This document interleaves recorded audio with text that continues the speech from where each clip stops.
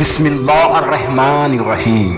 شروع اللہ کے نام سے جو بڑا مہربان نہایت رحم والا ہے۔ MFL اسلامک سٹوریز کے معزز ناظرین السلام علیکم۔ معزز ناظرین، آج کی اس ویڈیو میں ہم جو واقعہ پیش کرنے جا رہے ہیں، اس واقعے کو سننے کے بعد آپ کا ایمان تازہ ہو جائے گا۔ یہ واقعہ ہے ایک غریب مومن کی حج کا۔ اس واقعے کو سننے کے لیے اس ویڈیو کو اینڈ تک ضرور دیکھیے گا۔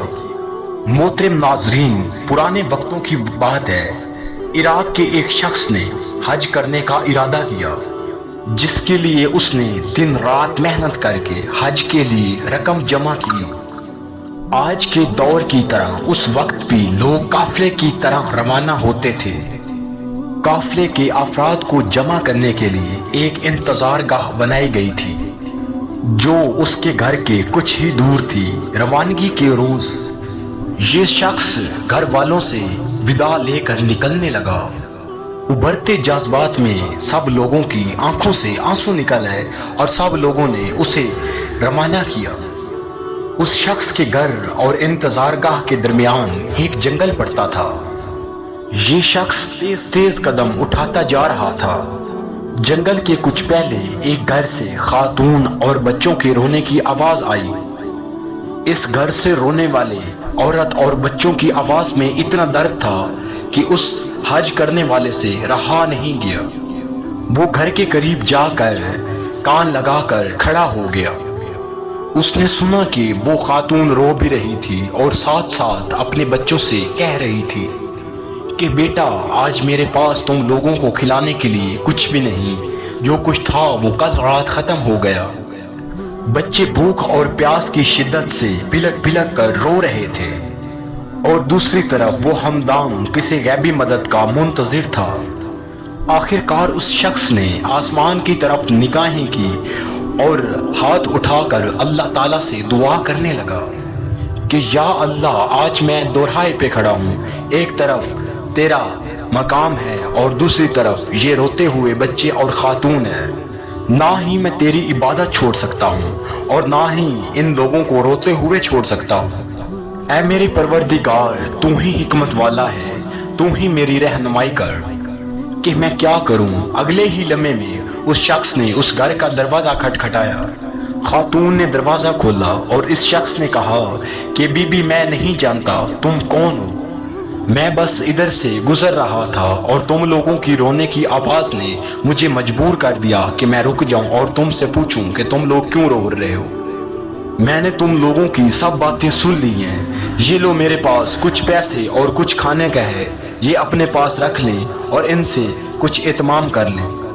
وہ عورت اپنے جذبات پر قابو نہ رکھ سکی اور بولی، اے اجنبی، پچھلے دنوں میں ہی میرے شوہر کا انتقال ہو گیا ہے، تبھی سے ہم لوگوں پر مصیبتوں کے پہاڑ ٹوٹ پڑے ہیں۔ آپ کی بہت بہت مہربانی جو آپ نے ہم پر رحم کیا۔ اللہ تعالیٰ آپ کی دلی مراد پوری کرے۔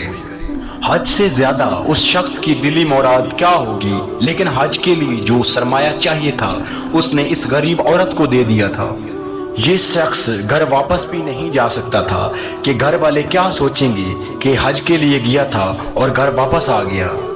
چنانچہ وہ شخص جنگل میں چھپ کر بیٹھ گیا اور حج کے دنوں کا انتظار کرنے لگا۔ کچھ دنوں بعد جب حج کے دن گزر گئے اور قافلے کے لوگ واپس آنے لگ گئے، تو یہ شخص بھی چپکے سے اس قافلے میں شامل ہو گیا۔ تبھی ایک شخص اس سے بولا، حج مبارک ہو جناب، میں نے آپ کو فلاں جگہ آب زمزم پیتے دیکھا تھا۔ کچھ دیر بعد ایک اور شخص بولا کہ میں نے آپ کو طواف کرتے ہوئے دیکھا تھا، اور ایک اور شخص بولا میں نے آپ کو شیطان کو کنکریاں مارتے ہوئے دیکھا تھا۔ غرض یہ کہ ہر ایک حاجی اس کو موجودگی کی دلیل دینے لگا۔ یہ شخص جب گھر پہنچا تو گھر والوں نے بھی خوب استقبال کیا اور خوب مبارکیں دیں، لیکن یہ شخص اندر ہی اندر پریشان تھا کہ میں تو حج پر گیا ہی نہیں تھا، تو کیوں وہاں پر موجود حاجی میرے وہاں پہ موجود ہونے کی دلیلیں دے رہے تھے۔ ماجرا سمجھ سے باہر تھا۔ اسی حالت میں اس شخص کو نیند آ گئی اور وہ شخص سو گیا۔ خواب میں اسے بشارت ملی کہ اے نیک دل انسان، تو نے عبادت چھوڑ کر مخلوق خدا کی مدد کی ہے۔ اللہ تعالیٰ نے تمہارے بدلے میں ایک فرشتے کو وہاں پہ بھیجا، بلکہ یہی نہیں، فرشتے کی حج کا سارا ثواب تمہیں ہی ملے گا، اور اسی لیے ہی ہر حاجی تمہاری موجودگی کی دلیلیں دے رہا تھا۔ تو دوستو، کہتے ہیں کہ اللہ تعالیٰ نیت کو دیکھتا ہے، عبادت کا سارا دار و مدار ہی نیت پر ہے۔